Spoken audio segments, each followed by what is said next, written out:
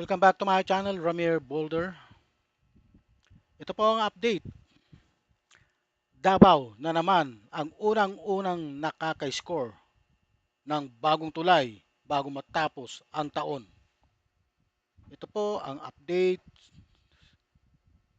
Ah, Davao River Bucana Bridge opens December 15, 2025, says BBM.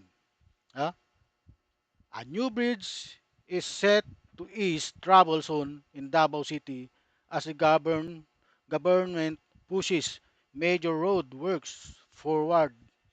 PBBM confirmed opening of Davao River Bucana Bridge on December 15, 2025. President announces progress after on-site inspection. President Ferdinand R. Marcos Jr. announced that the Davao River Bucana Bridge will officially open to motorists on December 15, 2025.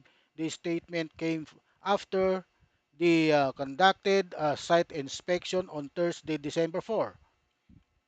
The bridge is expected to speed up travel time to ease the flow of traffic across Davao City once it becomes accessible to the public.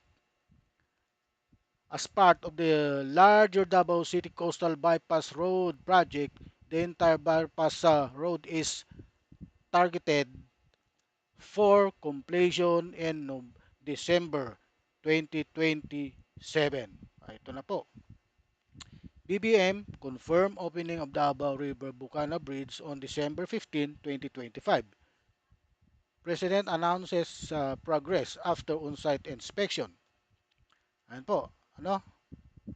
Pero ang comment dito kakaiba. Marami pong nag-comment, ano? Oh. Project ni BBM bangag open na raw. Ito mga ganitong comment. Ito yung mga comment ng mga taong walang laman ang utak, lipad. Oh.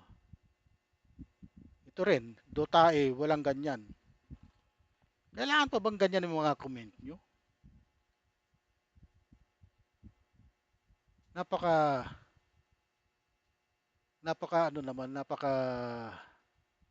napaka sarcastic naman yung mga ano nyo.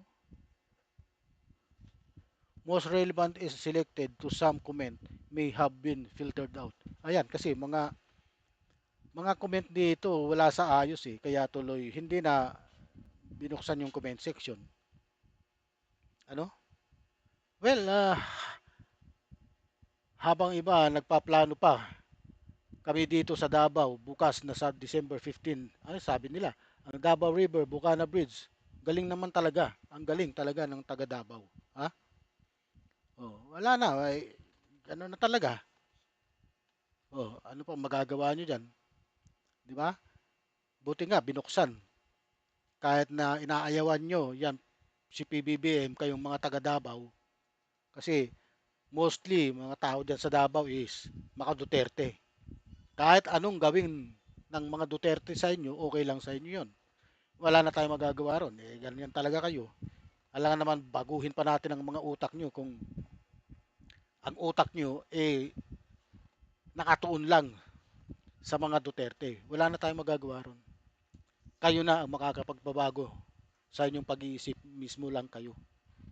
Ha? Kaya kayong mga taga Davao,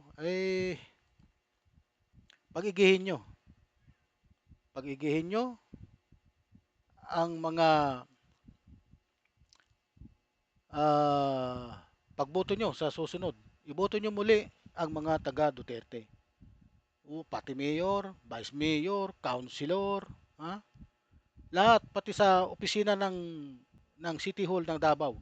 Dapat puro Duterte 'yan. Walang masasaling iba. Maghanap kayo ng mga Duterte ang apelyido sa Cebu. Marami doon. Maghanap kayo ng mga Duterte dito sa Cagayan de Oro. Lahat. Wag kayong pipili ng leader niyo diyang hindi Duterte.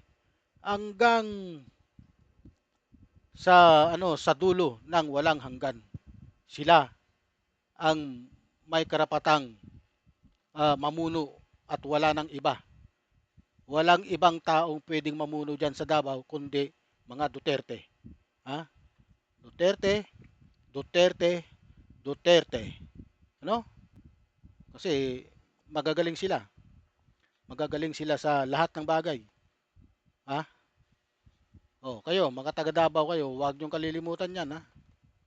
Walang magaling diyan sa Davao kundi mga Duterte lang. Ha? 'Yun lahat diyan, kahit na yung mga may pinag-aralan diyan, mga tanga 'yun. Yung ibang may pinag-aralan, wala 'yan.